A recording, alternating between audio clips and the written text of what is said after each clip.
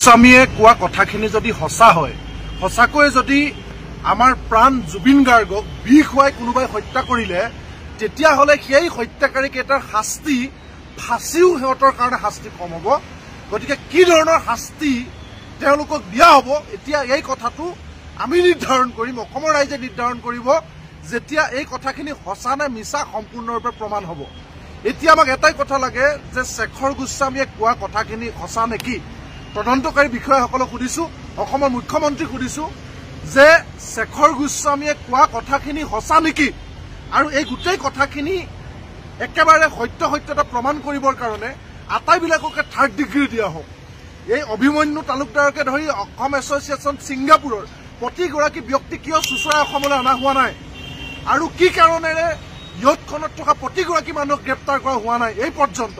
ইমান বিস্ফোৰক তথ্য পোহৰলৈ আহি থকাৰ পাছতো আটাইবিলাক কথা সত্যতা প্ৰমাণ কৰিবৰ কাৰণে কি কাৰণে এতিয়ালৈকে ছিংগাপুৰলৈ যোৱা আন ব্যক্তিসকলক গ্ৰেপ্তাৰ কৰিবৰ কাৰণে কি কাৰণে চৰকাৰে চেষ্টা কৰা নাই, কি কাৰণে SITয়ে ইমান সময় ধৰি সন্দীপন গাৰ্গ এইগৰাকীকো গ্ৰেপ্তাৰ কৰা নাই, কিয়?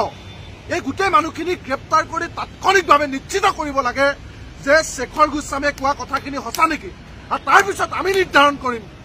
মই কৈছোৱে যে চৰকাৰী ব্যৱস্থাৰ মতে ফাঁচিও ইহঁতৰ কাৰণে কম শাস্তি হ'ব, তাতকৈ ওপৰত কি কৰিব পাৰে ৰাইজে ঠিক কৰিব।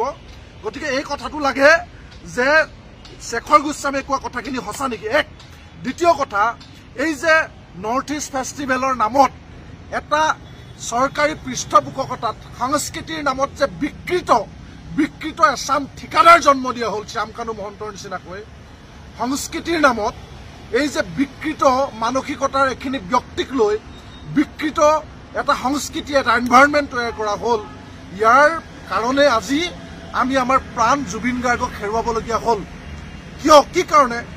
এই ধৰণে আচলতে বাৰে বাৰে পৃষ্ঠপোষকতা কৰি লালন পালন কৰি এই ধৰণেৰে শ্যামকানু মহন্তৰ নিচিনা মানুহক পৃষ্ঠপোষকতা কৰি এনেকুৱা এটা এনভাইৰনমেণ্ট সৃষ্টি কৰা হ'ল, যাৰ কাৰণে আমি জুবিন গাৰ্গক হেৰুৱাবলগীয়া হ'ল। এই কথাখিনিও অসমৰ মুখ্যমন্ত্ৰী চৰকাৰে উত্তৰ দিব লাগিব।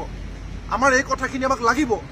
আজি যদি জুবিন গাৰ্গ অসমৰ মানুহৰ মাজত থাকিলেহেঁতেন, অসমৰ মানুহে তেওঁক লালন পালন কৰি জীয়াই ৰাখিলেহেঁতেন, কেতিয়াও পানীত পৰি মৃত্যুমুখত পৰিবলগীয়া নহ'লহেঁতেন, তেওঁক হত্যা কৰাৰ পৰিৱেশলৈ নহ'লহেঁতেন। অসমৰ ৰাইজৰ মাজত যদি থাকিলেহেঁতেন, এই ধৰণৰ বিকৃত এচাম ঠিকাদাৰৰ জৰিয়তে সংস্কৃতিৰ নামত ব্যভিচাৰ চলোৱাৰ কাৰণে জুবিন গাৰ্গক হেৰুৱালো। এই প্ৰশ্নবিলাক উত্তৰ লাগিব, আৰু তাৰ সমান্তৰালভাৱে এই কথাটো সঁচা নেকি, শেখৰে কোৱা কথাটো সঁচা নেকি, এতিয়া অসমৰ ৰাইজক লাগে আমাক।